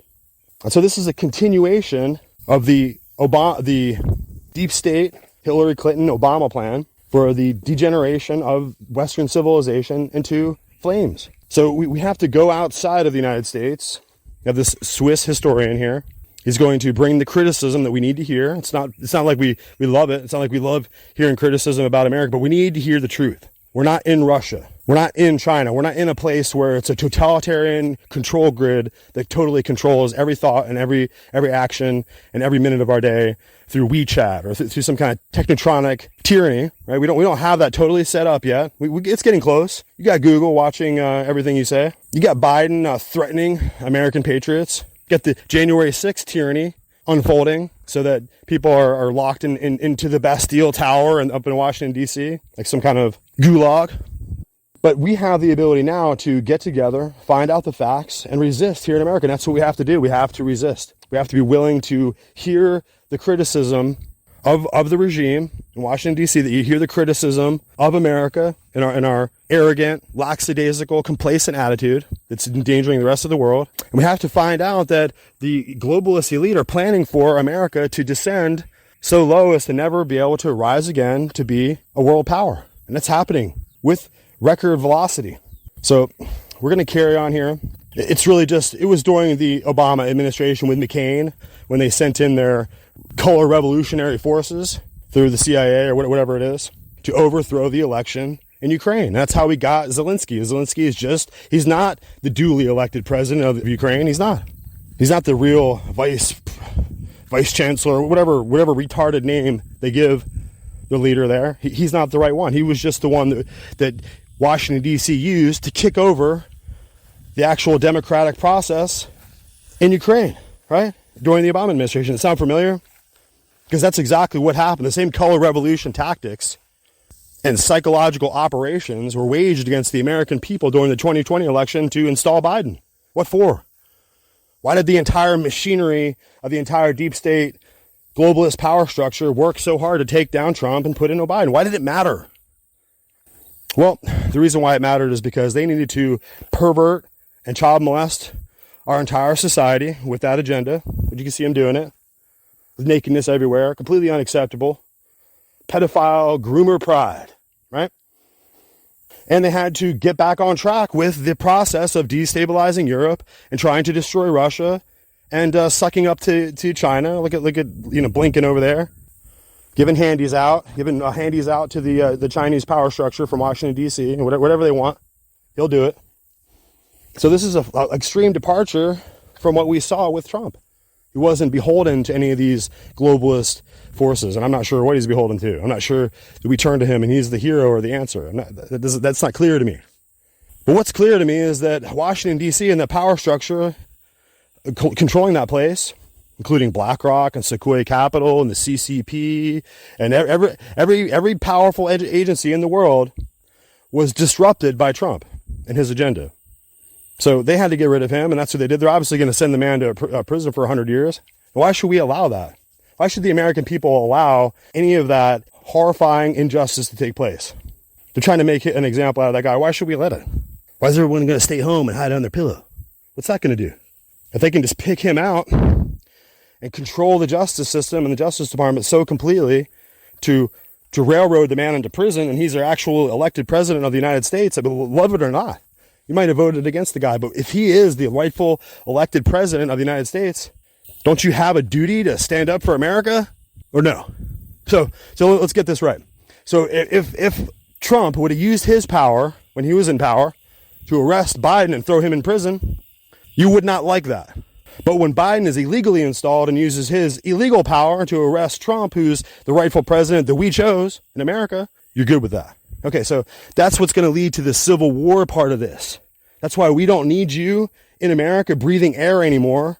Okay, we can just cancel your next breath for you and punch your ticket, send you in the hole in the ground where you go. And we're going to defend America, because if you're here such a slaving, slimy slob and pig, that you're willing to betray America and the democratic system that allows us to get the president that we want, and you're willing to cheat to install your false pedophile president just so he can sell out America, yeah, we're going to go to war over that. We're at war right now. We're on here working on our podcast, making every effort, writing articles, constantly moving the ball forward to inform the American people that no, we're not gonna sit still for this. So we have to go into this fascinating discussion here. Was all we have. Daniel Ganser, right? He's a Swiss historian, well-known, academic, intellectual, right? Top level, just for you. And we need to bring the facts. We need to bring the criticism. Of course, this isn't against the American people, but it's a criticism of the American elites who are manipulating and despitefully using the American people as enslaved as they are by their social security numbers to this banking debt. Of course, they're trying to take away whatever little paper money you have and turn it into a cryptocurrency. So now your future generations and all your children can be indebted to a ballooning $1 trillion debt obligation that's now computerized and digitalized. Right? Doesn't that sound like a good idea for you and your kids? No. Not only do we not need a cryptocurrency, but we do not need to have a Federal Reserve System or a Fed Now crypto coin that's going to control our economy and to send us into abject enslavement and lethal poverty. Right? We're not going to allow it. We're going to make sure that we have the food parts that we need and the food supply. We're going to make sure that we have the equipment we need, the best that we can. We're going to make sure we have gold and silver in our possession so that when they take down our economic sovereignty in this country, we have some kind of financial backing that can support us through that time. So if you're not taking the warning that the world and that critical thinkers are bringing forth, if you're not accepting the dire but very accurate predictions of what's taking place here, then you can't be helped and you can't be saved. But remember that the information was there for you when it mattered. Okay, when Google was there and you could get online and the Wi-Fi signal was available, you didn't use it to find out the information that you need to survive. You went and looked up movie times. Oh, you went and looked for a new job. Oh, you went and looked to see if you could get a deal on such-and-such.com. But you didn't go and look up anything about, what about medical facts? What about when Google goes out, the internet's off, none of your devices work? What about if you need one simple medical fact? How are you going to find it? Got it wrote down somewhere? So you fail to see the weakened position that you are in personally here in this country. So we're here to uplift you and to give you these dire warnings so that you can be forearmed and forewarned. All right? So that's what this is all about. When you look at it from a historical perspective, and I really appreciate the work you do, and I know you're familiar with all that. But when you look at it from an objective point of view, with all the military bases, then it's a clear-cut fact. The U.S. is at the moment the ruling empire. Yeah, and especially for Europeans as well. And I'm also a Croatian European citizen, and I see the same thing as you do when I go back to Croatia and travel in Europe. It's hard to swallow for Western Europeans because I think in a way we are vassals of the U.S. The EU was a project, from what I remember, 50% plus financed by the CIA and the State Department. And it almost seems like, I've been thinking about this recently, there's a 1939 plan by a guy called Straits, called Atlantic Union, to sort of integrate Europe with the United States into one sort of transatlantic political system. And we've seen this throughout with the Ukraine war. And again, you mentioned the Tonkin. I love that. This is why I love your book, because it's a broad stroke, big picture of what's going on. And I would assign to my students to read the declassified NSA files. I think it was from the early 2000s on the Tonkin Gulf, or the Operation Ajax from the 30-page actual CIA plan of Ajax. I mean, this is what professors should be doing. And then maybe what are your thoughts, Dan, on the rise of China, and then what we're seeing in Europe with Ukraine? I think a lot of us understand kind of what's going on here. NATO expanding, wanting to dominate globally. They see threats in the rise of China and the world island and Eurasia. You mentioned Seymour Hersh in your book often, and we've seen him lately reporting, for example, on false flags such as Nord Stream. And so what are your sort of thoughts as to where we are and what's going on with China, Russia, and Ukraine? Well, that's obviously the crucial topic right now that everybody's talking about, Ukraine. I mean, the Russian invasion of 24 February 2022 was clearly illegal. So, you can't invade in another country. Very much like the US invasion of Afghanistan was illegal. You just can't invade another country. You can't do it. But, and that's an important point, it was not unprovoked, because that's what Western media always say. It was unprovoked and illegal. No, it was illegal, but it was not unprovoked. And what was the provoking thing? It was really the expansion of NATO. So I do a lot of talks in Germany, Switzerland, and Austria. And the main thing in Germany is that Germany was a divided country. I know that you know that, and I know it. And, some people in the audience who might be 15 or 20 years old maybe don't remember. Germany, like North Korea and South Korea today, was in the Cold War divided into countries. So it was Eastern Germany and Western Germany. And the DDR, the Eastern Germany, was occupied by Soviet forces. And then at the end of 1990, the Germans and the Russians, or the Soviets, talked together, and then the Soviets withdrew all their troops, 500,000 troops. That was Gorbachev, who was the last president of the Soviet Union. And then the Soviet Union in 1991 collapsed into 15 different states. And Ukraine being one of them, Russia and Kazakhstan, etc. And the important point is that at that time, the NATO and the Americans promised to the Russians that they would not expand NATO further to the east. And they kept that promise for 9 years. And in 1999, Bill Clinton, US President Bill Clinton, first of all, bombed Serbia, which was again illegal. And he expanded NATO. He took in Poland, he took in Hungary and the Czech Republic. And it was just, from a Russian perspective, it was like, no way. Now the US is expanding its military alliance. Because you said very correctly that the Europeans are, in a sort, vassals. I mean, they tend to think that they're independent. They tend to say, no, we're free. And of course, we're not, subordinate to the US, but I mean, look at Germany. I mean, Germany is said to be the strongest country in Europe. And certainly from an economic point of view, it is. But if you look at it, it's basically occupied by the US. The US has military bases all over Germany, Ramstein being the biggest one. And so you have this expansion of NATO. In 2004, we have Romania, Bulgaria, Slovakia, and Estonia, Latvia, Lithuania, who come into NATO, and it just step by step grows. So Ukraine is the topic everybody's talking about, but when we can talk about this topic as well, we first of all have to say, my perspective is yes, the Russian invasion of Vladimir Putin is illegal. But NATO expansion was the key reason why we came to this catastrophic situation that we are now in. And this NATO expansion was then reaching a higher level when in 2014, US President Obama overthrew the government in Ukraine. That not many people know that. Many people think, no, Obama, He's received the Nobel Peace Prize. He's going to be a good guy. But he bombed Libya 2011. He bombed Syria 2014. And in 2014, he overthrew the government in Kiev. And that was Victoria Nuland who was in charge, under Secretary of State. And she was, making a phone call with then U.S. Ambassador in Kiev, Jeffrey Pyatt. And this phone call was intercepted. We don't know who intercepted it. It was top secret.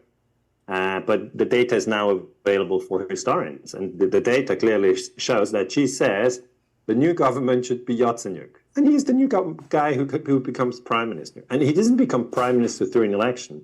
There are snipers on the roofs in Kiev who shoot both demonstrators and police. So, that's classic strategy of tension technique, and it's a coup d'etat.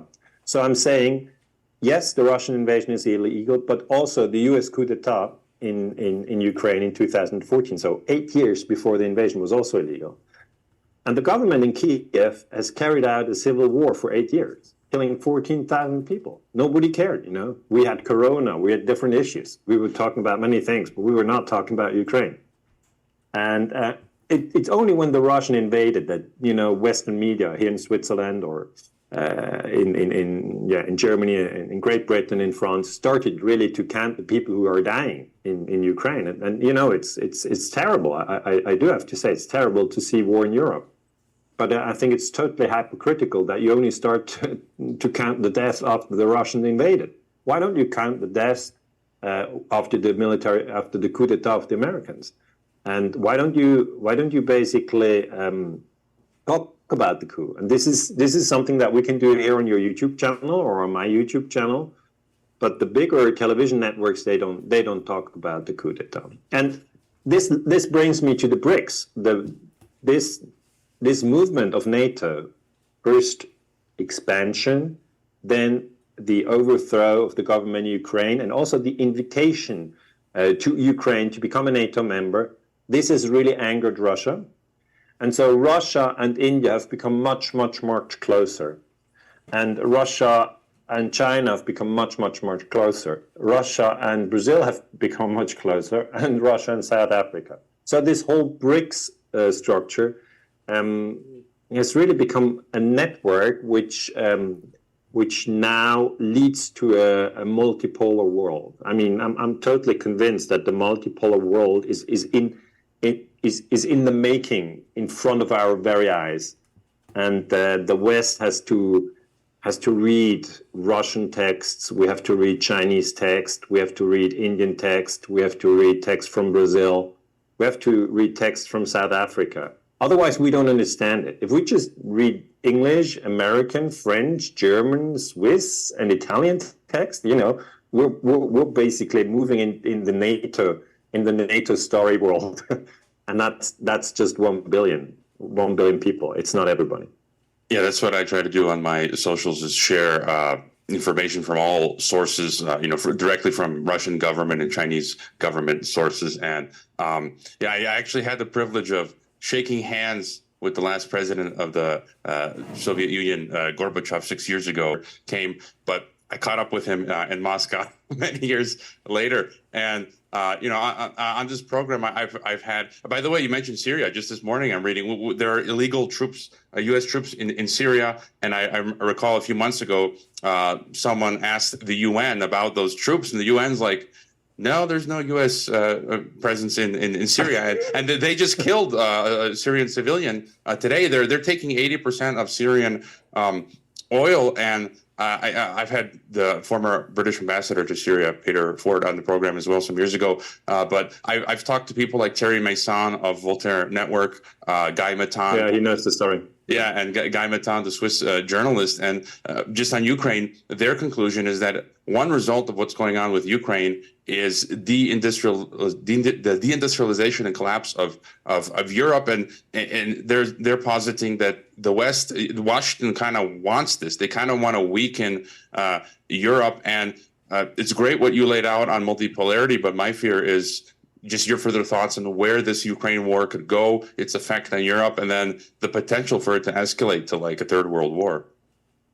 I mean, I certainly see the point that the US does not want Europe to prosper economically. I mean, Germany, on the ranking of the big, we have 193 nations on that globe. And the US and China are, let's say, 1 and 2. I'm not saying which one is the biggest economy because it's a huge debate, but, you know, China has made a huge step forward. And let's still say US is on 1 and China is on 2, but this is about to switch.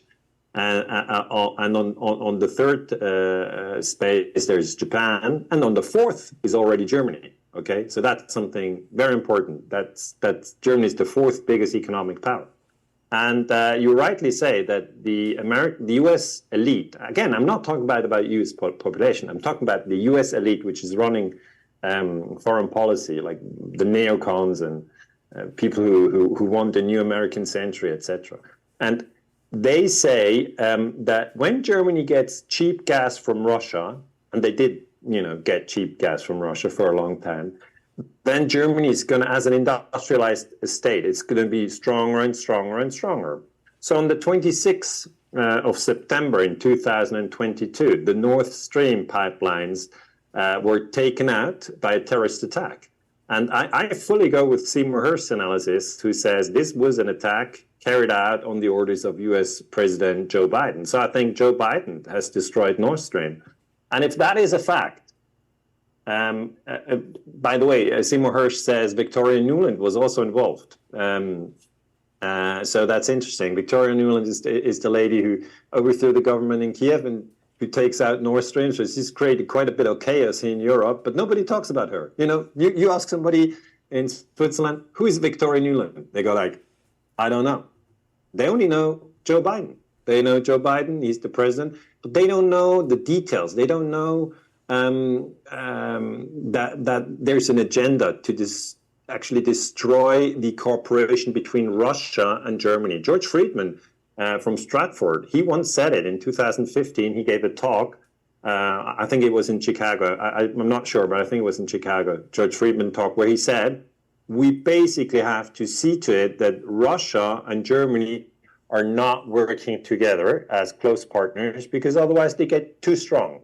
And he says U.S. policy has always been basically to destroy that cooperation. And the explosion of Nord Stream is really, to me, the most obvious. I mean, everybody has to agree that Nord Stream was blown up. And when we look at the work of Seymour Hersh, we have to give him the credit that he's the sort of guy who has very high-placed sources in the Pentagon and in the CIA. He never, ever gives out the names of these guys, but I think he just got it right. And Joe Biden at the time, in February 2022, said, we will take out Nord Stream. He said it, you know, we don't want this cooperation. We have the means to do it. And as you said, Germany is now paying a hefty price for that. I mean, German economy is in serious trouble for many different reasons. I mean, they put all their money into the Ukraine war, send over their Leopard tanks, and the Russians destroy them over there. And the German government it's really not doing what the German population wants, because there's been a poll recently, and 55% of the population said, we want peace talks. We don't want war with Russia, because the German population, they still remember Operation Barbarossa when Hitler invaded the Soviet Union, and they still remember that in the end, the Soviets then, you know, arrived in Berlin. So they say, we don't want that anymore. Let's have peace in Ukraine.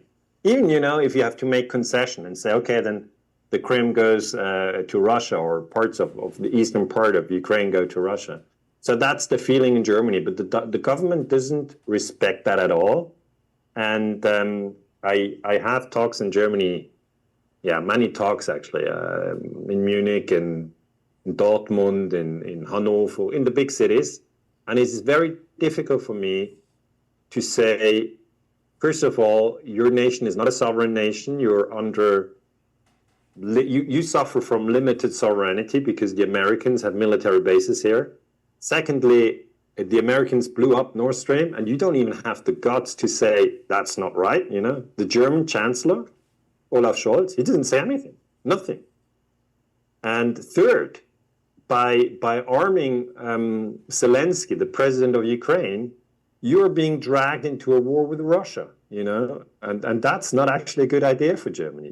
The Germans train Ukrainian soldiers on German soil, and they always pretend, no, we're not at war. Yes, we send weapons. No, but we're not at war.